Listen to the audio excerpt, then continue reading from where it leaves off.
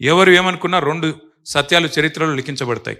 కేసీఆర్ అనే 3 అక్షరాల తాత్పర్యం భవిష్యత్తులో పిల్లలు యాద పెట్టుకుంటారు. కే అంటే కాలువలు, సి అంటే చెరువులు, ఆర్ అంటే రిజర్వాయర్లు అనే విధంగా భవిష్యత్తులో తెలంగాణలోని ప్రతి బిడ్డ గుర్తుపెట్టుకుంటాడు. రెండో మాట కూడా నేను చెప్తా ఉన్నాను, ఇది గుర్తుపెట్టుకోండి. ఇవాళ మనందరి ఎఫర్ట్ కానీ మనందరి తాపత్రయం ఒకటే కావాలి.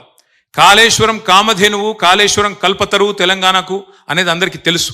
కాళేశ్వరం ఎంత మల్టీపర్పస్ ప్రాజెక్టో, ఎన్ని రకాల అద్భుతాలను తెలంగాణలో ఆవిష్కరించిందో ఇప్పటిదాకా కమలాకర్ గారు కూడా చెప్పినారు.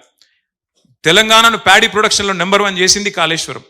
తెలంగాణకు భవిష్యత్తులో కరువు వచ్చినా, ఎస్ఆర్ఎస్పి నుంచి నీళ్లు రాకపోయినా, ఇటు కడెం నుంచి కిందికి నీళ్లు రాకపోయినా మనకు, మీరు ఒక మాట చెప్పాలి, మీకు ఇదివరకు ఇనింటారు కానీ మళ్ళీ ఒక మాట చెప్పి నేను ముగిస్తాను. కాళేశ్వరం డిజైన్ ఎంత గొప్ప డిజైన్ అంటే 3 మార్గాలు ఉన్నాయి మనకు నీళ్లు తీసుకోవడానికి. రెగ్యులర్గా మీకు వర్షపాతం, నార్మల్ వర్షపాతం వస్తే ఎస్ఆర్ఎస్పి కనుక నిండితే, గోదావరి నిండితే చక్కగా మీ కాకతీయ కాలువ ద్వారా నీళ్ళు తీసుకునే అవకాశం ఒక మార్గం.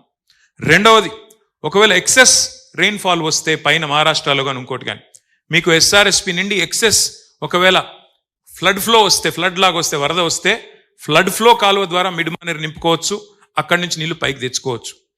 ఈ 2 ఫెయిల్ అయినప్పుడు, అంటే సాధారణ వర్షపాతం లేనప్పుడు లేదా ఫ్లడ్ లైక్ సిచ్యువేషన్ లేనప్పుడు కరువు వస్తే, ఆ కరువులో కూడా తెలంగాణలో నీళ్లు ఉండేది ఎక్కడ, గోదావరిలో. అంటే ఒకటే ఒక్క ప్రాంతం మేడిగడ్డ.